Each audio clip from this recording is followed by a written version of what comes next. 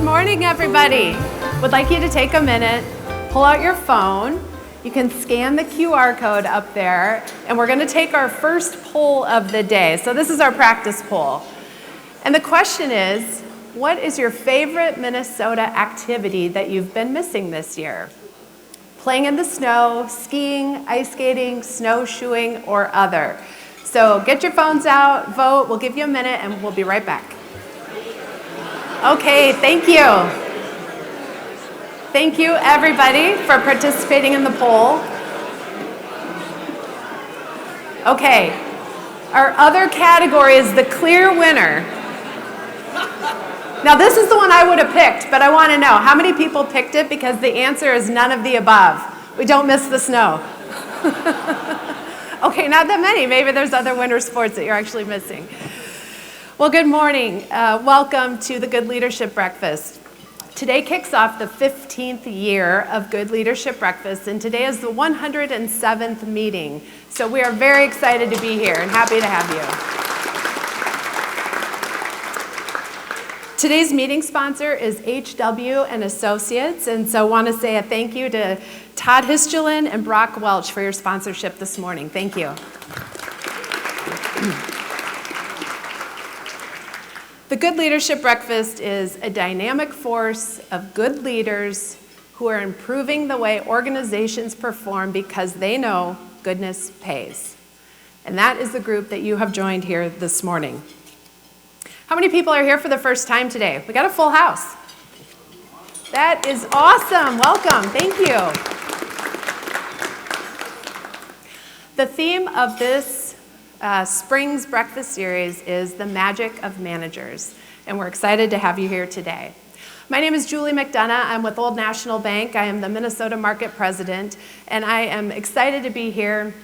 This is 9 years going on of me being a friend and a partner to Good Leadership and to Paul and the group. And the reason I'm standing here today is because Old National Bank is the presenting sponsor of the Good Breakfast Leadership Series. So with that, we're going to hear a word from Old National.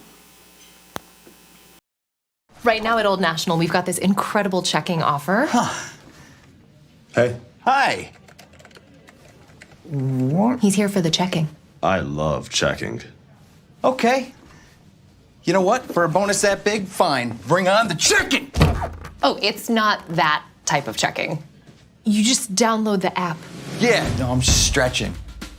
Where do I sign? Earn up to a $450 bonus when you open a checking account at Old National, official bank of the Big Ten. That's a good one, right? Okay. Well, good. Well, we're excited to be here. We are the presenting sponsor because we truly believe at Old National that goodness does pay, and I'm so grateful to be a part of a culture that supports that and embraces that. Now it's time for me to introduce the creator of the Good Leadership Breakfast. He's an informed optimist, a contrarian that pushes back against the bad news bias in the media, and a thought leader on organizational effectiveness. Please join me in welcoming to the stage a role model for how goodness pays, the founder and CEO of Good Leadership, Paul Butts. Thank you, Julie. Thank you. Thank you so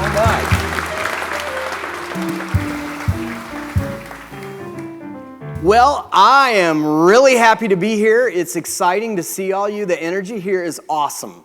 And what's fascinating about how many years we've been doing this, there's so many of you that feel almost like family because we've been together for this breakfast for like a decade. And then also, it's super fun to meet new people as well. So it's impressive how many people are here for the first time. Thank you. It's pretty exciting. And I've made a little bit of a change in how I approach the breakfast. I'm spending more time down here, and this is the reason why. Because I walk around the room and answer the same question over and over and over and over and over again, and the question is, what's new? So I figured I'd just tell you all what's new once. So one of the things that's new is that there were so many gifts that I've been able to see now through COVID, and one of them is that my wife Melinda and I learned that we can actually work remotely. And I'm a guy that here in Minneapolis, I hate working at home. It just doesn't work. But we learned that we could work from Arizona. So we bought a house. This is our second winter. I've been living and working there and flying back here to do things like this. And it's also interesting, too. I was reflecting that when we were doing premarital counseling in 1986, she literally said in the counseling, you know, when we're done raising kids and I'm over 60, I really don't want to wear shoes anymore. I'm not kidding. And so she stayed in Arizona with the dog and the cat. She's caring for the house and the dog and the cat, and I'm 100% sure she's not wearing shoes.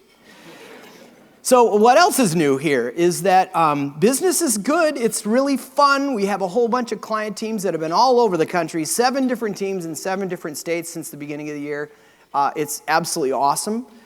The other thing is that we are searching now for a director of business development. You know, I have been in charge of business development in 3 different professional services firms for the last 27 years.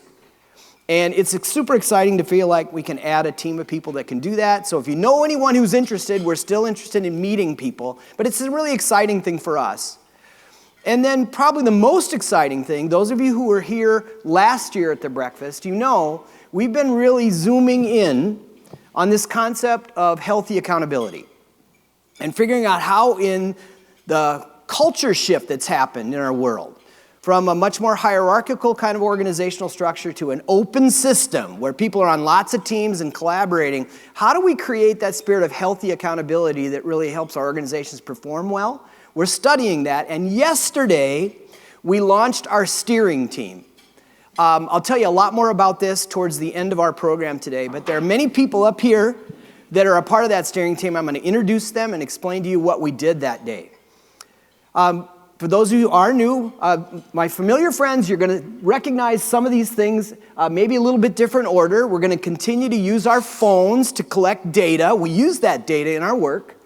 We've got a tool that my friend Kevin Sensenig, our president, is going to introduce you to, a little bit of a workshop. This is one of our most effective tools in the coaching process. Then I'm going to introduce the new people to our 7Fs wheel.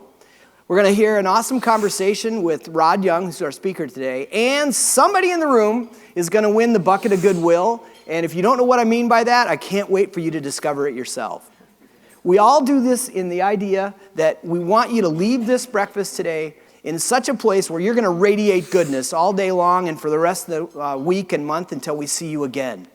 We're so grateful you're here.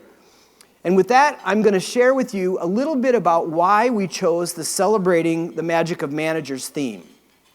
It starts with with research we did last year.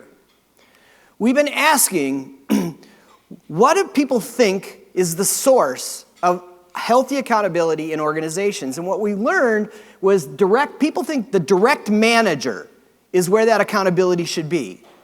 And interestingly enough, 48% of the people we surveyed last year said this, and that was twice as many as the next answer, which was senior leaders, and then the third answer was fellow teammates. One of the things we're doing with our research is we're trying to validate whether this is actually effective or not. In addition to that, we also did a survey at the beginning of this year to frame up what we're going to talk about this year. So we surveyed a very broad population of people, not in this room, and we asked the question, is being a manager harder now than it was pre-pandemic? And 49% said they agree with that or strongly agree with that. So let's take this all in. We're counting on our managers to create a spirit of healthy accountability, and they're telling us their job just keeps getting harder and harder and harder. It's not really that difficult to figure out why accountability is getting fuzzy. So we're going to dive into this, and you're going to help us today. We've got some other polls that are going to help. We've got some tools we're going to share with you. And then by the end of the meeting, I'll explain how you can all help with the Accountability Research Project. So with that, I'm going to introduce one more poll here, and then I'll give the program back to Julie. So please get out your phones. Please answer the question that it asks. My organization has a pipeline of talented people prepared to step into manager roles when needed.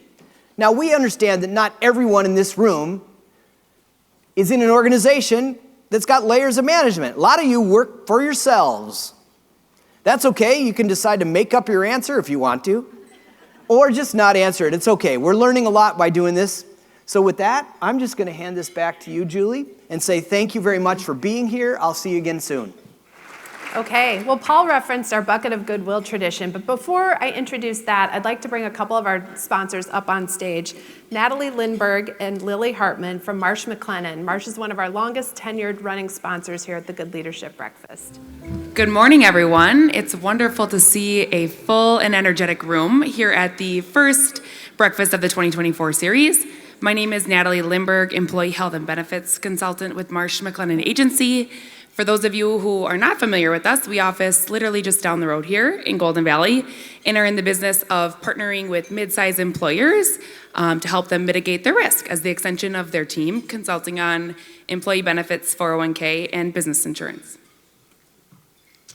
Hello, everyone. I am Lily Hartman, a business insurance consultant at Marsh McLennan Agency, and we are a proud sponsor of today's breakfast. The collection of good leaders in the is the future of business in the Twin Cities. And as a risk management partner, my team and I believe that fostering the goodness around us to help create strong and healthy organizations is what good leadership does and what Marsh & McLennan Agency aims to do as well. So thank you all for being here, and thank you to the good leadership team for spreading goodness throughout our community, and we look forward to a great 2024 of these events. So thank you. Good, thank you again to our sponsors.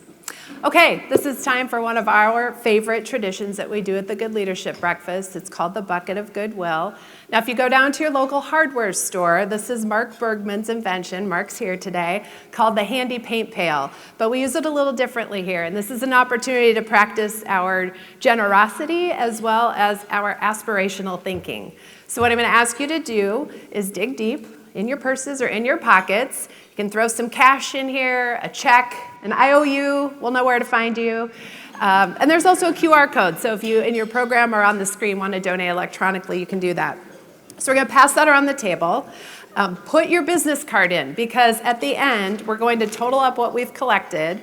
Mark Bergman generously matches that dollar amount. We're going to draw a business card, and someone in this room will come up on stage and get to direct these dollars to the charity of their choice. So start thinking about where that would be, and we'll give you a couple minutes to donate. Okay, thank you for taking a minute to do that. I also did want to call out that over the years of this breakfast, we've collected over $422,000 that has been given to over 100 different organizations. So thank you for being generous, and we look forward to seeing at the end what that was. Paul mentioned earlier that one of the things that sets us apart at Good Leadership is the way we use data to support our beliefs that goodness pays. And with that, I'd like to introduce Kevin Sensnig, President of Good Leadership Enterprises.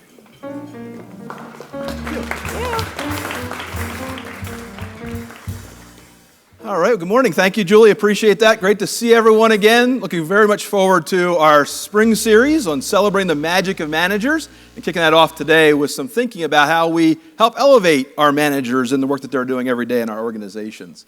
As Julie mentioned, we do really value the idea of using data in this work because it gives us a really good sense of where things are at in your minds today and what we're seeing outside of this room, doing some comparison, and making sure that what we talk about is rooted in some real value to where you want to take as we go forward. And so with that, I want to make sure that we do acknowledge our research partner, Ambivista. They do a great job of creating panels for us of outside individuals to gather data from, and you'll see some of that in a moment as we compare some of the outside data to what we collect here in the room. So let's move into that conversation a little bit. One of the things that Paul asked before he left the stage a few minutes ago was, in my organization, we have a pipeline of talented managers ready to step up. And so let's kind of see what you talked about. So first of all, we had from our we'll go to the inside data first. So about a little bit over 40% of you said you agree or strongly agree with that. So maybe around 50% of us say, yeah, I think we have managers ready to go, and that looks like it's going to be good for us. A lot in the middle, though, right? Look at disagree and uncertain, 26 and 19%. Pretty good number of saying, I'm not sure if we're quite there yet or if we have people ready to step up. So tells us we have some opportunity to really link into our managers and help them be prepared. Let's compare that to what our outside data group talked about. About 41% of them said we don't have managers ready to step up as we go forward. So we're beginning to uncover that need that even though we have lots of managers in our organization and people we think might be ready for that next step, are they really ready to kind of step into the role that they need to? So a good way for us to start thinking about why it's important that we focus on celebrating the magic of managers so others around them see that value and want to step forward. I saw some research earlier this week that it's one of the most difficult things companies are facing today is getting people interested in moving into manager roles. So let's think about that a little bit today as we go forward. So I'm going to ask you to take one more shot at another poll here. If you pull out your phone, please, and respond to this one. Managers address unacceptable performance in positive ways that build confidence in others. Let's think about when things are not going as well as we'd like them to, are we leaning into that well, providing feedback on that unacceptable performance in ways that builds confidence? Give everyone a second to respond to that. All right, very good. Well, thank you for weighing in on that very quickly. Let's take a look at what our outside data group suggested, what they told us. That particular group, as we gather data from outside of the room, really found that a large group of individuals indicated that, yeah, we think we do have people giving really good feedback. With 78% of managers we surveyed say, yeah, we think we do a really good job of giving feedback or giving input on unacceptable performance. Let's look at what we had inside the room. Inside the room, you said, well, you say, well, let's see. Interesting, kind of what it was before, right? So some others saying maybe we're doing that. About a third of us say we're doing it pretty well. And about 30% say, I don't think we're really giving that kind of feedback we should be giving. And that can be one of the biggest challenges for individuals to be able to change their performance and behavior, for managers to feel confident as they're leaning into some of those difficult conversations. So let's look at a tool that we can begin to use to kind of move that forward. And we refer to that as my coaching strategy. So in your handout, if you pull that out from your handout right now, we're going to spend a little time working on this particular tool. And this idea of how do we help make sure we're building confidence in those that we're giving that input to and coaching along as they move forward. I'm going to spend a few minutes walking through this tool to kind of set it up because it's a little bit complex and that there's a couple layers to this. And so I want to introduce it briefly. Then we're going to give you some time at the table with those you're sitting with to talk this through and work at it a little bit. But this particular tool is rooted in the neuroscience of leadership. The idea that as adults, we like to be doing kind of two things at the same time in our brain. Receiving that information, understanding where we're at and what's happening, but also then processing that and starting to think about how do we go forward with this information? How do I begin to own some different result as I go forward? So it kind of creates some type of gap in our mind between where I think I'm at and where I want to go. And if we're giving really good coaching input to individuals, we help them naturally set that up in their mind's eye and begin to prepare to take action on that. So when we think about that from kind of building that understanding and engaging side, and I would also say, even if you're sitting here today saying, well, I don't really manage anyone, I'm not in that manager group, there's all kinds of opportunities we have to coach others, right? I can coach my peers, I can coach people on my team, I can coach my manager, I can coach up in an organization. So let's make sure we're thinking about coaching in that broadest frame as I walk through this a little bit today. We talk about this in a couple of ways. So at the top of the model, you see this thing called strategy. So the idea of helping people get their brain engaged in receiving the information we're providing, we want to be telling and asking. So the telling part is where we're giving the information so the brain is absorbing some thoughts and ideas and thinking about what they're hearing. And then asking allows them to engage with us and start saying, here's how I see that, here's how I understand it, here's where I want to take that going forward. So it really works well within that neuroscience of leadership, asking and telling. The other part of this particular model is the side here which says challenge, and that's we need to be looking backwards and moving forward. So looking backwards is creating a really good picture of where am I at right now, and moving forward is how do I want to see that differently in the future. So now again, we're creating that gap, that tension between where am I at today, where do I want to go, where do I need to be. And when we are able to do that telling and asking, looking backward, looking forward effectively, we create that environment for people to build confidence in what they're hearing and responding to that well. So we categorize that in 4 areas. So you see the 4 blocks. So criticizing, guiding, directing, inspiring. So 4 ways that we can begin to be telling and asking, moving forward and looking backwards. So I'm going to walk through it kind of in a linear fashion. Again, we know our people well. We know what's really going to connect with them. So we can start anywhere in the model. But let's just do it in a very simplistic way. We observe something that seems to be unacceptable performance. So we want to start here on this side of criticizing. Now that seems to be a kind of harsh place to be, right? The challenge is if we avoid that opportunity to criticize or point out, here's what we're observing that doesn't seem to be working, people assume 2 things. Either we're not paying attention or we don't care about them enough personally and professionally to point it out. So we want to close that gap so they know we're observing what's happening and we care enough to help them with that. Now, we don't want to spend too much time there. You'll see these little numbers in the corner. That's about the amount of time we should spend in a coaching conversation talking about that particular area. So let's just do it very simply. If this is a 30-minute conversation, 10% would be about 3 minutes. So just to get an idea of kind of the time frame here. Because if we go much over that, look at the bottom of that block, if we go much over that period, people feel we're scolding them. And who likes to be scolded, right? We feel like we're a little kid again. That's not where we want to be. These are adults. We're engaging their thinking and their mind and getting better at what they're doing. So I spent a little time here clarifying, this is what I observed, this is what I saw, this is why that's a challenge, so they can begin to hear that and understand it. And then to help them begin processing forward, let's go to asking. So slide over to guiding. Now you can begin to talk about, what did you think about that? What did you see in a situation? How did you respond to that? And why did you feel that way? Now you're engaging them and owning the conversation and begin to move forward with, here's how I can own a different result, because they're engaged in it. Again, we're going to spend about 20% of our time here, so if we're in that 30-minute conversation, about 6 minutes of that. So you get an idea. We're not going to spend a whole lot of time here, but enough for them to fully engage with us and think about this and respond to it. From there, then we begin moving forward. So now we can go up to this directing piece, go back to the telling side, so that people are absorbing things. About 20% of our time here saying, here's some things I've learned. Here's how I've dealt with that. Here's what I experienced in my past life and some things I've done to overcome that. So they, again, have some basis by which to think about a new path forward. And then what you'll see is the bulk of the time is in this yellow box called inspiring.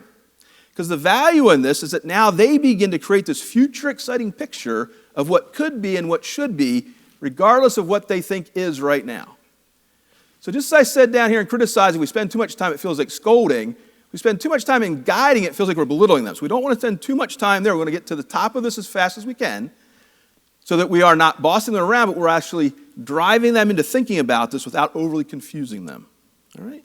So that's the challenge of kind of balancing this out. So you can kind of get some idea of the percentage of time we're recommending in there, some ways to blend that. Again, you can move throughout the model. You don't have to go just the way I talked about it, but that's kind of a way to start linear in your mind, thinking, how do I connect all 4 parts of this into creating that sense of looking backward, looking forward, telling, and asking. So we're engaging the brain in a very healthy conversation for improvement and building that confidence. All right? So with that, I'm going to ask you at your table to spend a few minutes talking about 2 key things. Discuss with those at your table. Explore how you feel about this strategy. Because there's probably some parts of that you said, oh, I like that part. That feels very good. I'm not sure I'm good at that part. I have to improve there. But how do you feel about that? And how can this work improve healthy accountability? If we're coaching at a high level and using that blend well, how does it help us improve healthy accountability? And then secondly, at your table, talk about some specific situations where you could use this strategy to improve accountability in your organizations. We'll give you about 5 minutes or so for that conversation. We'll pull you back in. JC is going to be in the audience. He's going to be moving around a little bit and seeing some folks and maybe listening into some of your conversation. And he'll have some thoughts for us as we get to the end of this. All right? Heard some really good conversations. I came around and listened to some of the tables and actually had a question about the timing of this. We gave you some targets for about how much time to spend in each category. The question was, should we do that in every conversation or just overall in our coaching? And I would really suggest you think about doing this in every coaching conversation so that you're constantly looking at how am I telling so they're hearing something, but asking so we're engaging them. How do I make sure they're understanding where they're at and where they want to go? That's going to build that confidence over time. So the tendency is once I've done this once, maybe I can skip something because I don't really want to go back to that. Continue to do that because it builds that sense of confidence for us in coaching and for them in receiving it. So that was one thing I did here. JC's in the audience. What'd you hear, JC?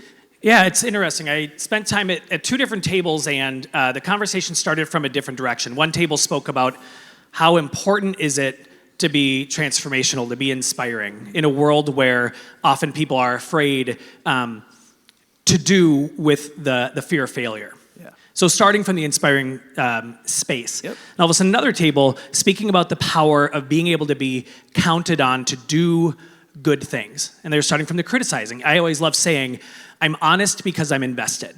I'm saying what I'm seeing because I'm caring about what you're doing. So I think the beautiful thing here is seeing that each of these elements allow you to bring people to understand that you are invested, you're paying attention, you are on that same page of working towards goodness together. Good. Thank you, Jason. I really appreciate that as you talked through it, you found different ways to start in different spots in the model. I gave you one view of that. It's kind of a linear view of that. But certainly as you work with your team, you're going to know where do I get the best out of them and how do I really engage them most effectively, so long as we touch all the pieces. One of the things I did here as I went around also was people talking about how to utilize this in different types of coaching situations or when people are at different parts of their career. And so it does change it a little bit, right? I might lean a little bit more into that asking and that inspiring side when they're more advanced because they have some things to bring into that. Early in their career, you want to make sure we're providing them that foundation so they are understanding how to grow as they go forward. So some good perspective there. Paul, anything you were hearing as you were thinking about that from your table conversation? Well, living here in the bold north where we like to be really nice, I recommend that you practice criticizing. It's the table stakes for high performance. Think about any athlete, any team. If you're not debriefing what didn't go well and making it better every week, you're not going to win. It's the same thing in this world, and we struggle. So I agree with your assessment. Plan a criticism for every one-on-one. It'll pay back in spades, and you'll get better at it. Yeah, excellent. Good. Well, thanks. I'm going to turn it back to Paul, and we're going to continue on with our conversation, the 7F wheel. Awesome. Thank you, Paul. So yeah, I want to make a connection today.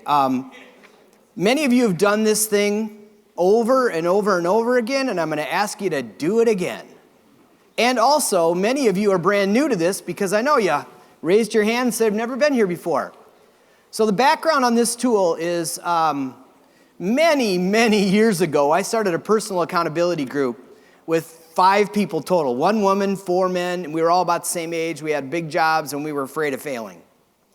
And so we counseled each other over lunch once a month for a while until it started to get kind of stale.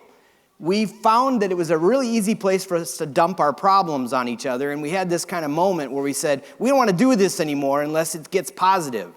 So one of my friends, Tim Schmidt, said, I got this idea. He mentioned 5 words that begin with the letter F, and I said, well, if we're going to talk about it, we had to add 2 more. And so we're like, the 7 Fs. We turned it into a wheel, and we started to assess our own satisfaction on these words that are powerful. In an alphabetical, it's faith, family, finances, fitness, friends, fun, and future. And what happened is one of the guys opened his laptop and started keeping track of our scores, and he would send these little zingers reports if we had any scores that were 7 or less. He called it the red report. So it's taken on a lot of different meanings. I'm going to walk you through it. And there are pens on the table. We can also use a QR code inside your toolkit here to do the 7Fs wheel. And I'm going to make a connection. As you're doing this, I want you to think about the connection we're trying to make to healthy accountability. So here's how the wheel works. 7 spokes, 10 numbers on each spoke. 1 means it couldn't be any worse. 10 means it couldn't be any better. So we start with faith. Simply follow the directions on the left. How satisfied are you with your spiritual life? And my recommendation is don't overthink it. Circle a number and we'll move on. Family. How satisfied are you with your loved ones? You share a common sense of home. Finances. It's not how much money you have in your pocket or your portfolio. It's how satisfied are you with how your money funds your priorities? Fitness. How satisfied are you with the health of your body? Friends. How satisfied are you with the people who share your joys and disappointments? Fun. How satisfied are you with the part of your life that's playful and joyful? And then we round it out with future. How satisfied are you with the hope you have for yourself and others? If you did this exercise, congratulations and thank you. And what I recommend is that you connect the dots now. Do the kindergarten exercise and connect the dots on your 7S wheel. And the semi-smart aleck coaching question is, will your 7S wheel roll? To be fair, if you gave yourself all 3s, it would roll.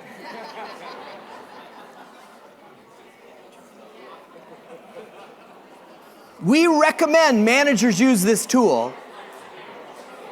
And what I'd like you to do is to discuss at your table how you think this can improve accountability. 3-minute conversation. Ready, set, go. JC's out in the audience. What have you heard out there? So, Paul, I'm going to hand the microphone over to my new friend, Heather. Heather had a great perspective on the 7F's wheel over time. So please give your attention to Heather here. Hi, Heather. Hello, everybody. Yeah. Nice to meet you. This is my first time here. And what I found super interesting about this experience is I've done an exercise like this, not this one, but like this about 10 years ago.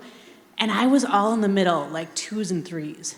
And it was an eye-opener for me of how terrible my life was, or my perspective. Yeah. So I did a huge journey on all of those places, really did some analysis of where I needed to grow and how. And now they're all 7s and 8s. And I'm so grateful, but I also see that this is a valuable information to see where else do you want to grow? How else can you step into something hard to make yourself grow even further? So it's a great exercise. Yeah, Awesome. thank you for Thanks, sharing that. And yeah, thank you very much. Let's give it up.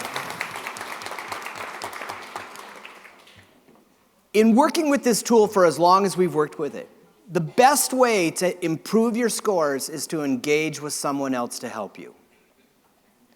That's why we talked about the coaching concept, and I'm going to explain it to you in terms of how we think about improving accountability. Alignment, we can't commit to anything unless we're aligned, and we won't be accountable unless we're committed. We think managers play a huge role in creating that commitment. So with that, I want to introduce you to somebody who knows this model well, presents a remarkable example of longevity and success as a CEO role. So our speaker today, professionally, has been in healthcare his whole career. He lit up and said, I love this industry. This is his third CEO role, and has been at Delta Dental now for 12 years. And I just love that picture, combining his love for basketball and fundraising and his career. So he grew up with parents and 2 older brothers, went to college on a basketball scholarship. That should be obvious when he stands next to me. And he's a father of 2 women and grandfather of 5 under 3. He's got me beat in the grandfather race. Please join me in welcoming Rod Young.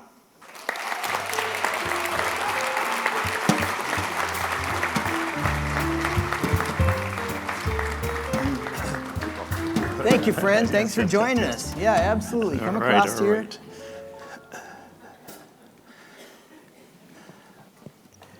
So let's just get right to the point. We were talking, this conversation is about celebrating the magic of managers. When you hear me say that, what words come to mind, and how does that apply to what you're doing? Paul, before we start, thank you for the invite to participate and be a part of your program. Very inspirational. I came to the one in November and was very impressed with the caliber of individuals that are visiting and with what you and your team are trying to accomplish. So your question, when I think about managers, what do I think about? Yeah. First that comes to mind is co-owners of the success of the organization. So all of us have a role to play from an ownership perspective. I also think about future leaders, future senior executives, future individuals like we have in our room today. And I think about them as the real executors of whatever strategies organizations have from that perspective. So those are the first things that come to mind for me. Wow, so co-owners, future leaders, and real executors. Yep. That's awesome. Well, would you please tell us a little bit about Delta Dental? Where does Delta fit in the pantheon of all the healthcare things that go on in our lives? And just help us understand a little bit more about the business. Well, clearly, it's the absolute best organization in the universe, right? Yeah, you know what? Clearly. There's a mic drop moment, right? On a serious note, your oral health is important to your overall health. You know, everyone thinks we're just an insurance company, but everything that's associated with your body, most of it comes through your mouth from that perspective. So it's a very important part of who we are from that perspective. And when you think about Delta Dental, we have the fortune, we have the largest presence as a dental insurer in the nation from that perspective. We have the largest dental network, so you have dentists that you can go to from that perspective. Most important from our perspective is, though, we are about improving oral health, improving overall health, and that relates to improving community health. And so we are fortunate from that perspective. Yeah, it's interesting how it's a brand name that has been very prominent in this market for a long, long time, but I'm sure a lot of people learned a lot of what you just said there. So thanks for sharing that. Let's go back to the manager concept. What was your first manager assignment? It was back in the 1700s, so it was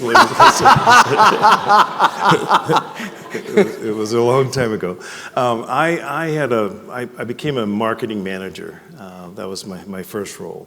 I went from sales into marketing as a marketing manager, product developer from that. And that was with 3M Corporation some many years ago, so yeah. And so, and thinking about this topic we're talking about, what did you learn in that first manager job that translates today? Preparation is job one. You have to be prepared. You have to be willing to take some calculated risk to do some things from that perspective. And you have to approach it with positive energy, positive respect for those that you work with. And from a marketing and sales perspective, it was all about the clients and about the business from that perspective. So it's interesting, that tool we hand out really it's a preparation model. That's what it is. And if we use it, it makes the conversations more powerful. Let's back up. Will you tell us how you grew up, where you grew up, some of your formative experiences as a child? So I'm the youngest of 3 sons. My mom and dad were married for 74 years. Amazing, yeah. And I grew up in a loving and wholesome household. My mom was all about love. My dad was all about discipline. From that perspective, I went to Catholic schools for 12 years and all-boys schools for 4 years. At one point, I was going to be a priest, but that didn't work out. But yeah, we were all athletes. I was the basketball player. My older brother was a football player. My middle brother he ran track. So yeah, grew up in a strong household from that perspective. I grew up in the St. Louis area. Okay. Most of the time was spent on the east side of the river in East St. Louis is where I grew up. But I'm here today because of 2 loving and caring parents from that perspective. So you played basketball in college. Where was that? I played at Truman University. At the time, it was Northeast Missouri State University long ago, but it's in Kirksville, Missouri. And so we talk a lot about good leadership as a team sport. What do you think you learned in the basketball arena that really translates to your leadership now? Yes. For the team members that are here, the word team is I bet I say it 500 times a day when we think about it. I sit here with you, the privilege of sitting here with you because of teamwork. We are all about teamwork at Delta Dental. Team, team, team, team. In fact, I say it so much that I think some of our younger team members believe it's a word that's kind of corny, if that's still a term, right? Does corny still work? I don't know. Well, you just made it a word again. Again. But we really are all about team. I venture to say none of us are sitting here now without having someone along the way that you partnered with from that perspective as a team. So I love to inquire about pivot points. It's something that we ask every speaker about. And the way I think about a pivot point is life throws you in different directions and you collide with it and then it sends you somewhere and you look back and go, wow, that was actually a good thing. So what were some of the pivot points that you can think about that led you to where you're at today? Probably the first one for me was in high school. I was a football player and a basketball player, and I made a choice to concentrate on basketball, and then that propelled me to get a scholarship to Truman, and from that perspective. The next one that comes to mind is in my career, I was on the sales track, and I could have stayed in sales and been a professional salesperson for many years, and I chose to chase marketing, and that opened up new doors for me. And the largest one probably was when I chose to take a job promotion in the city of Chicago, and my family stayed here as I commuted for 2.5 years, and that was a big deal. Yet it opened up some pretty significant doors for me in terms of career advancement. So those are the ones that come to mind. So. Well, I was going to ask you about the 7F's wheel exercise and how you were sort of thinking about that this morning. Let's talk about that a little bit. That's a pretty courageous move. You grew up with strong family values. You decided to live away from the family for 2.5 years. That's amazing.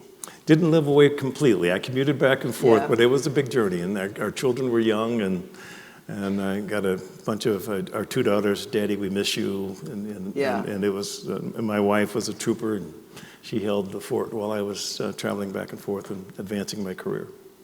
Yeah, that's amazing. Well, let's talk a little bit about manager consistency and sort of the state of accountability at Delta Dental. So, what are you expecting that your managers do consistently to ensure the best possible results? I'm hopeful, and I'm pretty confident that the majority of our managers have manners, but our managers are respectful for their team members. They are reliable. They're dependable. And the largest thing that we talk about, and it's not unique to Delta, but is to treat individuals the way you prefer to be treated. It's kind of simple, but if you want to be treated with respect, you demonstrate respect. If you want to have someone, we talked about accountable. If you want to hold someone accountable, you need to be held accountable from that perspective. But reliable, determined, committed, those are all things that I think about when I think about our leadership and our management team. So let's zero in on accountability specifically.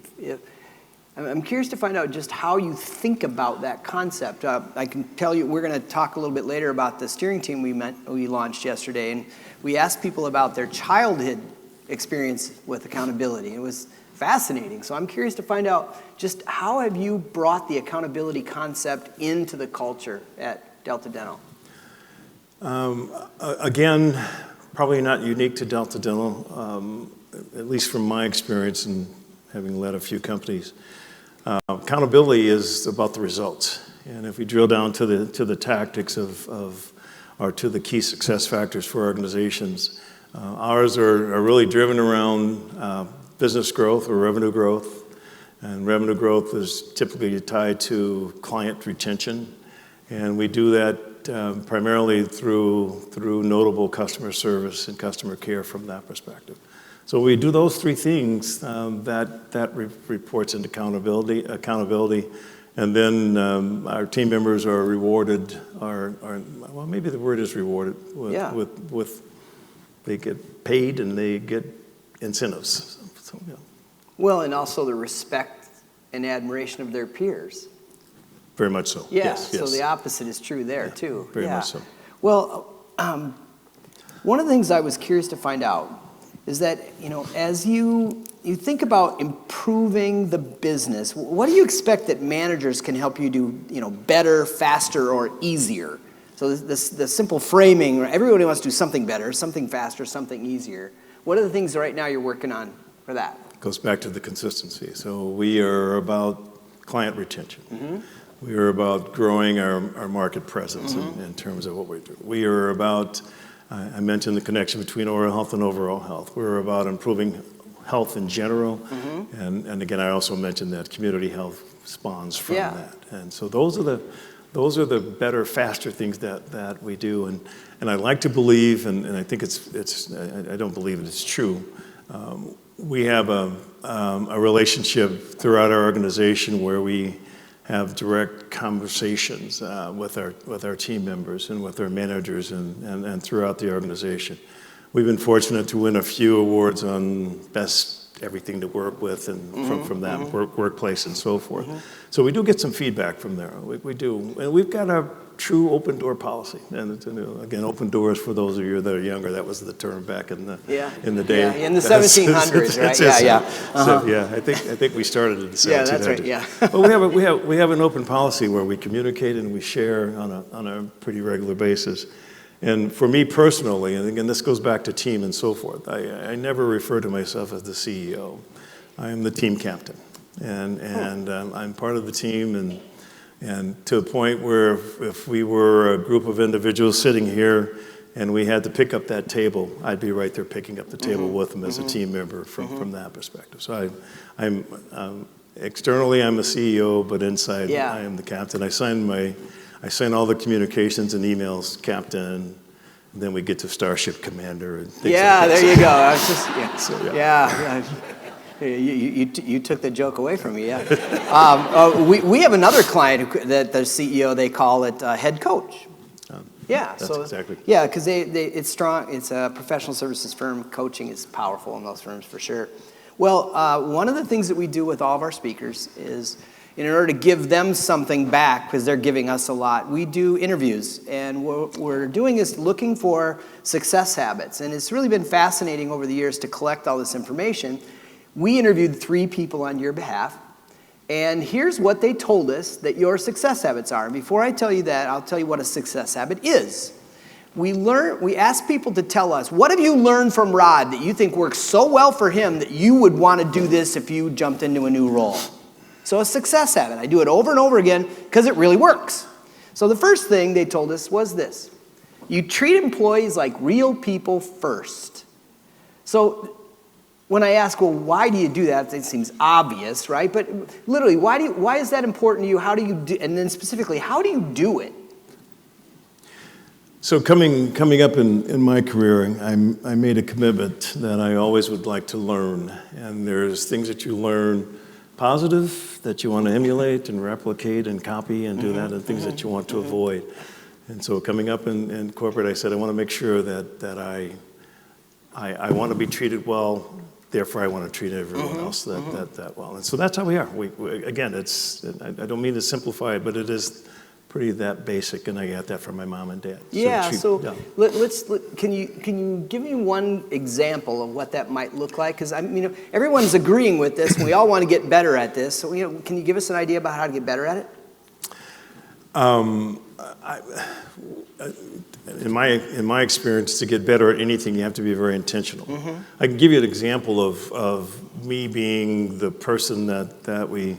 And again, I have a few of our team members here. I didn't make them come, by the way. They decided to come. So, in fact, our chief legal officer never gets up this early, and she's here. So, yeah. And she would agree with that. I heard one of our administrative assistants in the hallway comment that I speak to her every morning when I come in the office. And I was like, wow, and she was very excited about that. And she reported that as something that she really enjoyed about working for Delta Dental. And that's just natural. And that's just treating people like they're people. Yeah, awesome. Yeah. Well, the second one is that you spend time listening to diverse perspectives before speaking. And it's also interesting that we use that model that we introduced today, because that's what that's all about. So tell me more about, why do you think this is important and how do you do it? Yeah. Again, it goes back to everyone matters. Everyone's part of the team. Yep. We're part of a team. And what I found and if we're sitting at this table, I'm not picking on you guys, but if we're sitting at this table, I'd have to hear from each of you before I weigh in. And what I learned early on in my career, if the person that's supposedly in charge says something, it blunts what the other folks are saying around the table. And so if you get a chance, now it doesn't mean I agree with everything, and ultimately, but it has turned out to be both empowering for the team members that are there, and valuable for me, because you do hear diverse, and go, I had never thought about that. And so it's again, pretty basic, but very effective. Yeah, and so once again, this is what your people are saying you do really well. So that's why I love this conversation. The final thing here is consistently promote the importance of team. You have this phrase, together we can. So you already said you say it 500 times a day. So let's talk a little bit more about that. What are you thinking? Well, it goes back to team play, championships, quest for championships, important objectives, business objectives, health objectives. It goes to things that have to be accomplished. None of us, maybe there's somebody in the room, I'm not sure, but I got to believe none of us have been successful by ourselves. And so it's our mantra, together we can. Whatever we're facing, whatever mountain we're climbing, whatever we're doing from that perspective, we can do it together. Yeah, very well said. JC's in the audience somewhere out there. There I am. And have you identified somebody who has a question or a Yeah. comment for Rod? Yeah, Brad's got a question here. All right. Hi, I'm Brad Beal. Rod, I'm curious your thoughts on, especially because you talked about, interacting with someone on your way into the office and treating them like people and all of that, how that functions in a world of remote work or hybrid work or some of those. You're not going to call a Teams meeting just to say hi to someone, right? And so how do you balance someone's humanity and managing them as people when some of the interactions may be, all right, we've got this 20-minute meeting in and out, and balancing those two things? Thank you for the question. Actually, if you ever join a Teams or a Zoom meeting with us, you'll see we still have the connectivity as best we can in a remote perspective. And some of the examples we do, we go around the Hollywood squares, and again, for the younger folks, that was... Oh, my word. Okay. If you've never heard of Hollywood Squares, raise your hand, right? Yeah. See, there, I told you, there's a few. Yes. We have our general counsel. We have to remind her because she's of a different generation of what some of these things are. Yeah. But on a serious note, we go around the Zoom and the Teams, and we have personal connections before we go into work. And I will call out someone, or I will say hi, and I'll share something that's going on with me at the time, and so even though it is remote, or we are remote, I should say, I still think there's a degree of connectivity that you can still maintain in that process.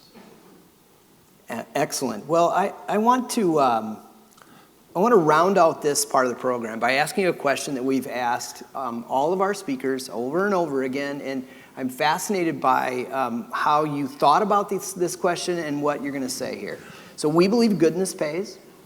It's a mantra we've repeated over and over again. We've done research. We know that goodness is when people thrive together in a culture of encouragement, accountability, and positive teamwork. So I want to know, how do you know for sure that goodness pays for you in your leadership? I'll give you two components of an answer. My first vice president job with Baxter International, again, several years ago, I asked the executive vice president I was going to report to, how would he know if I'm doing okay? And he said, Rod, I'll hear about it. He said, I'll hear how well you're doing or how well you're not doing in that process. And so we listen. Part of, I think, one of the skill sets that I try to maximize is listening. And so we listen, and walking down the hallway, I heard that administrative assistant say that from that perspective. And we also have a culture of feedback. We have a culture of connectivity and we, in my executive team, those that are directly part of our world, my world, they call it like it is. They tell me what's going on and say, Rod, I think you would want to know this, or can we think about it this way, and from that perspective. So we have an open channel of communication. I guess that's one of the first things I'm trying to say. It's about open channel of communication. And then culturally, we get some pretty direct feedback about who we are and how we operate. And for the most part, we've done pretty well from the feedback I get. And Melissa from Dorsey is here, and she's there. She's our HR. I'm calling out all these names because these people showed up and I didn't know they were going to be here. Yeah. and working with her, and I only say that because from an HR perspective, from a human resource perspective, I think we've gotten some pretty good check marks about how we operate as an organization. And so the goodness is there. I sure in the heck hope it's there, because that's part of the core of who I am and part of the core of the executives that we have in our organization. Yeah, I can guarantee you it's there after spending this time together. So let's give it up for Rod Young.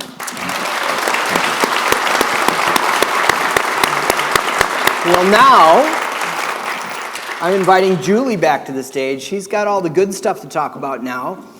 Hello, Julie. What did you learn from Rod this morning? Well, I was reminded how much I loved Hollywood Squares back in the day. No, I loved it. Thank you so much. I mean, I think we heard over and over the importance of how you treat people and how you listen and engage those perspectives. And I love the pivot points question. That's always one of my favorite questions to hear, you know, what people did and maybe made a choice or something unexpected that took them in a different direction. So thank you for sharing that today. So Rod, first we have a donation, $1,000 to the charity of your choice for being here today. Where would you like that to go and why? Boulder Options is the foundation that comes to mind. I hope some of you know Boulder Options. Daryl Thompson is the... Yeah, for sure. A past speaker, I believe. Oh, yeah. He was. Oh, I didn't know that. I didn't know Yep. that. Yes.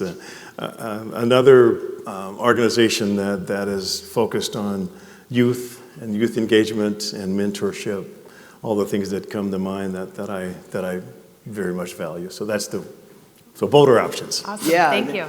And they do such good work, and he's such a great guy. I let him speak at the breakfast, even though he played for the Packers. He was a gopher first, though. Yeah, he was a gopher first, I know. He was a gopher first, yeah. Awesome. Okay. Well, and I'm excited to share that we have collected $2,626. So with the generous match, $5,252 that somebody will get to come up here and donate to the charity of their choice. So thank you for your generosity this morning. Yeah, amazing. Okay, I'm going to ask you to draw a name. Hope it's not my name. Here you go. Shaddy Elmar. Come on, Shaddy, come on up here. You know what? Shaddy, tell us what organization you work for, please. I'm not supposed to win, and I work for Old National. I work with Julie and the amazing team here who showed up this morning. Yeah, and 2 days ago he asked me, am I going to have to speak at the breakfast? And I said no. I promise there's a whole thing of cards in here. I'm glad I wore a tie. Yeah, there you go. Okay, well, you have $5,252 to donate. Where is it going and why? You know, I was thinking, and there are so many great organizations, but something came to mind. Several years ago, Coach Jerry Kill, if you remember, he had seizures while on the field, and I thought to myself, he should stop, right? Enough of that. Sure enough, nature has a way. My daughter at the time, 6 years old, had a grand mal seizure, right? Scares the heck out of me. I had to Google what epilepsy is. I was scared. I didn't know what to do. But what I discovered, there's a foundation, the Epilepsy Foundation of Minnesota, that is amazing when it comes to resources. Now, my daughter is epilepsy-free, which is great, but I thought maybe I should give back. So it will go to the Epilepsy Foundation of Minnesota. Thank you very much. Yeah, as fate would have it. Oh, awesome. Thank you, Rod. You can go. Well, earlier I promised I would tell you a little bit of an update about the accountability research. Those of you who were in the room last year, we talked about this a lot, and in November we announced that we were going to put together the largest research project we've done so far. And yesterday, we had a kickoff with our steering team. And the first thing I want to do is introduce these people who have given, they're pitching in their time, the resources of the organization. They've shared some financials with us, some resources so we can do this the right way. And I'm going to introduce you to this group of people right now. Just please stand. John Andrews is here from North Star Scouting. Grace Clark is here. She's in leadership development right here. Yes, stand up, you guys. They're gonna say hello to you. Yeah, Candace Dingman is here from Organon. Paul Engelson, he's here from Patterson. Christy Fox is not here, but she's on the team. Liz Geist is not here today. She's with the Chicago Bears. Steve Gordon is here from Merck. And I have one more slide.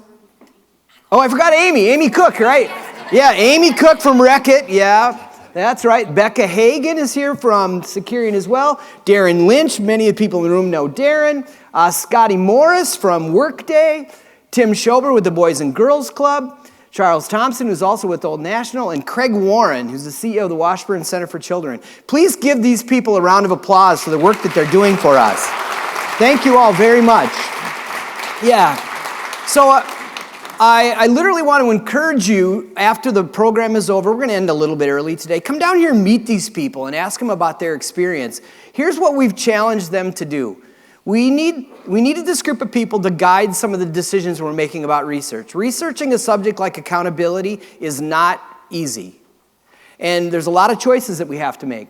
We reviewed the research hypothesis. We're asking them to champion this research in their own organizations. They're also referring us to other organizations that are going to help us increase the N factor, how much data we collect. And then finally, we need to fine-tune the recommendations. That'll happen later on this fall to create pragmatic solutions, the kind where people say, not only do I think that will work, but I'm willing to try it. So this is the group of people that's doing that work. It's really been thrilling. And we started with a process we use all the time. Anybody who's been through one of our leadership alignment retreats, we do these things called discovery interviews. And I wanted to share with you the questions we asked this group of people before we started the steering team. First one, what is your earliest memory of accountability? We heard a lot about paper routes and taking out the garbage. I don't know, it would be interesting to see what you guys think of what your first accountability messages with accountability are. What experiences with accountability have been positive for you and why? And the opposite, negative for you and why? What have you observed about accountability in your own organization? When you see people seek out accountability, what do you perceive that to be? The reasons why they do that?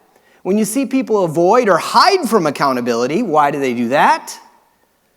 How do you think leaders can calculate the cost of inconsistent accountability? That's an organizational effectiveness question.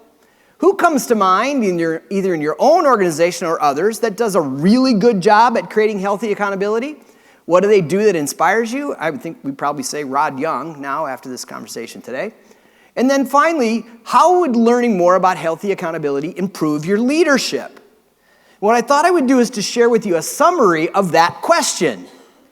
I think this is fascinating. We see that if accountability is better, that our teams will perform better, that I'll get better at creating better business results. I can set and hit healthy stretch targets. I can create a high accountability culture and reframe the negative connotation of accountability.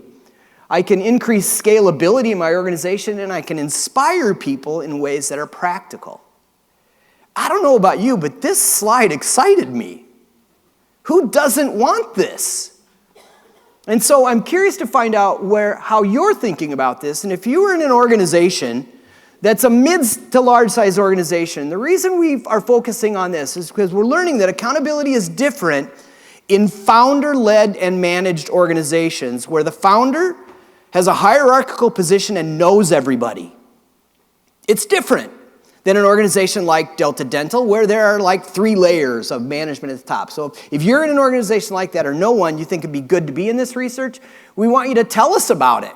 You can even pull out your phone right now and send me an email, Paul at Good Leadership, if you're interested. What it involves is interviews inside your organization and a survey that will get you back some data and some benchmarking. And then we're going to move towards a conclusion on November 22nd, a 6-hour conference in this room about sharing the secrets to healthy accountability. So I encourage you, if you're at all curious, come up and talk to the steering team and tell us about your interest in being involved. In addition to that, if you don't belong to an organization like that, all of our sole proprietor friends, we've got a way you can help us on our LinkedIn site now today, and we're going to email you. If you gave us your email address, we're going to send it to you today, a 3-question survey with some prompts, and it's going to get this whole thing started. If you like the questions, please forward it on to someone else. That's how we've done our research in the past. And then in the summertime, we're going to have a quantitative survey, and we're going to make it available to all of you to contribute to this. We think we have a really profound obligation to reframe the dialogue about accountability. The major themes yesterday, accountability is overwhelmingly a negative concept. Organizations that understand accountability think about it more as a value than they do as an outcome. And the third thing we learned is kind of a duh, but people do their best work for people they love and feel loved by. So these are powerful concepts that we think need to be in the dialogue about how we create high-performing organizations. Why are we doing this? I remind you now that our mission at Good Leadership is to spread goodness because we've proven goodness pays. Our vision is that the Goodness Pays idea and methodologies will outlive us. The reason why we're growing is we have to grow that message and that movement so large that we're not really relevant anymore in that. And we know our clients are asking us repeatedly now, we have to rethink how we think about accountability because the world has changed a lot. So this is where I say thank you very much for coming today, and I invite you to come next month. This guy, Jeff Augustine, is a global executive, and our friend Steve Gordon, who's here today, reports to Jeff Augustine. And Jeff's going to come to us. He lives in the Milwaukee area. It's fascinating when you work with global clients. His team is on 5 different continents in 9 different time zones. And they've figured out ways to create a very healthy spirit of accountability. I think we're going to learn a lot from Jeff, so please come and join us in April. We've learned to avoid spring break season in March. That's why our next meeting is in April. So now is when I ask the question that you've heard me ask before many times. So our mission is to spread goodness. Are you guys ready to radiate goodness today? Okay, we're going to do it one more time because that was kind of lame. Are you ready to radiate goodness today? Thank you very much. We'll see you in April. Goodbye.